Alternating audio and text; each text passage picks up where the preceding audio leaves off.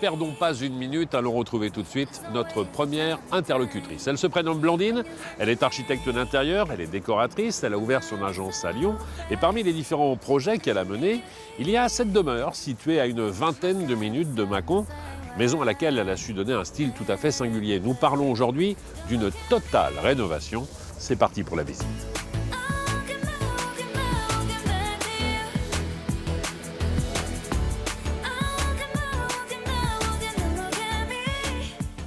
Bonjour Blandine. Bonjour Stéphane. Je conseille, ne vous approchez pas trop près de la piscine, il y a un crocodile, il n'a pas l'air d'être facile. Oh, méfiez-vous, on ne sait jamais, il peut se réveiller. C'est jamais. Je suis ravi de vous revoir.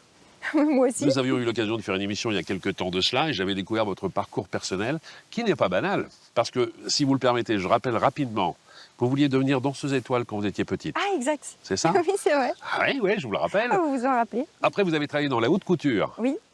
Après, vous avez fait de l'événementiel. Oui.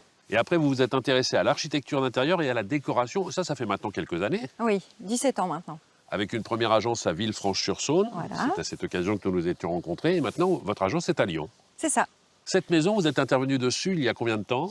Alors, cette maison, c'était l'un de nos premiers projets, donc ça fait 8 ans Ça déjà. fait 8 ans? Ouais. C'est un alien dans le paysage. On est dans un environnement très agricole, rural. Ouais. Et on a cette maison très contemporaine plutôt au niveau de la facture. C'est vrai, et pourtant c'est une maison en pisé à la base, mais les clients avaient vraiment insisté pour avoir une maison résolument contemporaine. Et donc, bien sûr, le client est roi, donc on l'a accompagné dans ce choix-là. Bien sûr, avec une belle piscine aujourd'hui, des petits aménagements extérieurs pour avoir un petit salon qui se trouve là-bas. Sur la partie tout au bout, sont quoi? Plutôt des garages? Non, ça c'est le pool house qui Ouais. est derrière. Bon, Et sur là, la partie paysagisme, ici, et comme sur la façade, c'est vous qui intervenez directement? Non, là, non, je ne suis pas intervenue cette fois-ci. Il y a un paysagiste qui a fait tout ce travail important. Nous, on donne une idée sur les grandes lignes du sûr. jardin. Parfois, on le dessine complètement. Aujourd'hui, on le fait, mais à l'époque, on ne le faisait pas. Et là, c'est un paysagiste qui a tout fait. Votre intervention, c'est à l'intérieur. Voilà, oui. Ah oui, mais c'est ça qui m'intéresse, c'est ça que j'ai envie de voir. Alors je vous en prie, passez la première, je vous suis et on commence la visite.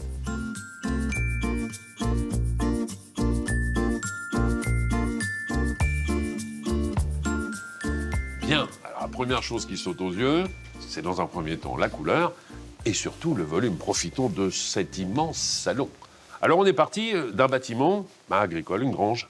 Une grange dans laquelle il y avait des grandes machines agricoles. Il y avait de la terre battue, bien sûr. Il y avait une grande hauteur sous plafond et c'était brut, ouvert à tous les vents. Faire preuve d'imagination lorsqu'on arrive dans les lieux, non? Oui. En fait, le premier travail, c'est d'abord de capter la lumière. Où est la lumière? La première chose, c'est qu'on regarde l'extérieur, on regarde un petit peu comment va jouer le soleil dans la journée, dans la soirée, et qu'est-ce que l'on souhaite. Où est-ce Vous qu'on va arrivez avoir dans un une rayon de demeure qui est soleil? quasiment aveugle, parce que j'imagine qu'il n'y a pas toutes ces fenêtres à l'époque de la grange. Non, il n'y a pas tout ça. Il y a cette ouverture-là, Oui. parce que les machines agricoles rentraient par ici, donc c'était même un peu plus haut qu'ici. Donc, gros travail en ce qui concerne le gros œuvre, dans un premier temps. Ça prend combien de temps, à peu près, les études? Les études, on a mis au moins 3-4 mois, au moins. Bon, vous avez une grosse équipe en même temps avec vous, hein? Oui, ça j'ai beaucoup de chance. Toute seule, je ne peux rien faire. Ça, Combien de c'est sûr. personnes vous avez dans l'agence maintenant? Et maintenant, nous sommes 8 au bureau en permanence et surtout, on est 5 piliers. Ça a été quoi le point de départ en ce qui concerne la décoration générale de la maison? Alors, pour cette maison, ça a été un coup de cœur des clients pour un papier peint. Et Celui-ci? Celui-ci, le papier peint de la cheminée, avec un effet mosaïque et des couleurs très présentes. Et du coup, ça oblige à se creuser la tête et on va dans l'univers du client plutôt que l'inverse. Bon, il y a le coup de cœur en ce qui concerne le papier peint, il y a la cheminée qui a trouvé sa place, la télévision qui se fond pratiquement dans le décor. Voilà, c'était le but, on ne voulait C'est pas toujours un trop peu l'avoir. compliqué de placer une télévision. Toujours, hein, parce qu'on dit, toujours. Ah, c'est assez Et disgracieux, en même même temps, si c'est aujourd'hui, c'est quand même rien à voir avec ce que c'était par le passé. C'est vrai.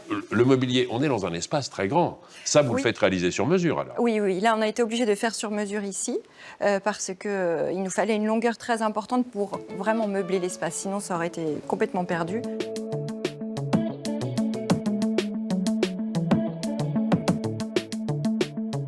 Et puis alors là, il y a de la couleur partout. On va en profiter, s'avancer un peu près de cet escalier dont on parlera d'ici quelques instants. Oui. Parce que la couleur, c'est vraiment quelque chose qui ne vous fait pas peur, bien au contraire. Oui. Alors, la couleur, pas du tout. Moi, ça ne me fait pas du tout peur parce que je trouve que c'est ce qui va apporter de l'originalité dans les projets. C'est ce qui personnalise une décoration. Vous avez des petites touches de couleur qui vont délimiter les espaces sans les séparer. Il y a une idée d'ensemble, en fait, Bien qu'on sûr, voulait bien conserver. sûr, bien sûr. Mais après, il y a des pièces qui ressortent un peu. Quand on arrive ici, on voit cet escalier. Bah déjà, parlez-moi un peu de la performance technique, parce qu'il a fallu le monter ici, celui-ci. Il est arrivé dans cet état? Ah non, pas du tout. Pas du tout, c'est une création sur mesure. Donc ça, on en est très fiers de cet escalier. D'abord parce qu'il a été conçu sans pied central, donc il tient tout seul. Donc déjà, c'est une prouesse artisanale. C'est Éric Juste qui a été capable de le monter et le faire. Bah, c'est un Et maçon ça a de été, grand talent. Hein. Ah oui, c'est un maçon de grand talent. Il a construit toute une maison dans la maison et ensuite il a coulé l'escalier qui est ferraillé du début à la fin pour qu'il puisse tenir. Et il y a aussi une base sous l'escalier. En dessous, il y a une base de béton pour supporter le poids de l'escalier. Et là, on parlait justement des fonctions et la volonté de mettre en avant certaines choses. Oui. Là, vous l'avez entouré avec un mur justement tout en arrondi. On a parlé de lumière tout à l'heure, vous avez fait rentrer le soleil ici. Hein. C'est ça. Et l'idée, c'était de faire un petit peu comme un croque de pomme. C'est très réussi. Alors, on a parlé de taille XXL en ce qui concerne les canapés ici. Oui. En ce qui concerne la bibliothèque, vous n'avez pas fait non plus dans la mi-mesure. Alors effectivement, alors là, ce qui était intéressant, c'est que toujours dans l'idée que les espaces soient reliés, vous remarquerez que les matériaux de cette bibliothèque sont les mêmes que dans la cuisine. Et en fait, on rentre dans la cuisine sans s'en rendre compte, parce que vous commencez par la bibliothèque qui devient un meuble de cuisine et qui se prolonge dans la cuisine derrière. On peut peut-être citer d'ailleurs l'artisan qui a réalisé ça. C'est Olivier Desvignes qui a réalisé la cuisine et tout l'ensemble des menuiseries de la maison d'ailleurs. C'est-à-dire que la cuisine, vous la dessinez et ensuite vous lui confiez les plans et vous lui faites réaliser. Oui, on dessine chaque détail de la cuisine, la vue d'ensemble, l'organisation de la cuisine aussi qui est très importante pour nous. Parlons de ce volume. C'est une extension qui a été réalisée au moment justement de la transformation de la maison ou est-ce que ce module existait déjà? Il existait déjà, il était en pisé, il était très fragilisé, donc il a fallu le consolider. Et ensuite, on l'a ouvert à la lumière pour avoir une cuisine vraiment très lumineuse. Alors autant on a parlé de beaucoup de couleurs quand on était dans la partie salon. Ici, on a joué plutôt la carte de la sobriété. On est dans un nuancier qui va du blanc jusqu'au noir. Presque. Parce qu'en fait, il y a une originalité, c'est que le plafond est vert foncé, puisque l'idée, c'était de prolonger le jardin, l'extérieur, l'environnement. Vous êtes d'accord avec moi, ça saute pas aux yeux quand on rentre dans la pièce. On voit effectivement subtil. quelque chose de plutôt assez sombre comme ça. Vrai. Mais c'est un verre bouteille. Je reviens au point de départ que vous évoquiez tout à l'heure, à savoir faire rentrer un maximum de lumière dans cette maison. Le choix du laqué, c'est pas par hasard. Non, c'est toujours pareil. En fait, dans tous les projets, pratiquement, on va mettre du blanc. Il y aura toujours un peu de blanc, qui n'est pas blanc-blanc. D'ailleurs, c'est un blanc un peu travaillé, un peu lumineux, qui est la couleur du lait ou de la crème fraîche. C'est tout en rondeur, mais c'est un blanc qui est là pour renvoyer la lumière et mettre en valeur toutes les couleurs de la maison. Et c'est une belle réussite en ce qui concerne la cuisine. Il y a encore plein d'autres espaces qu'on n'a pas visités. On se retrouve donc d'ici quelques instants pour la suite de la visite. Avant cela, nous allons retrouver Cécile Siméon, c'est la décoratrice qui officie régulièrement dans la rubrique Changer dans l'émission. Cette semaine, ce sont Charlotte et Hugues qui font appel à elle pour essayer de trouver une solution. Ils veulent délimiter l'entrée des autres pièces.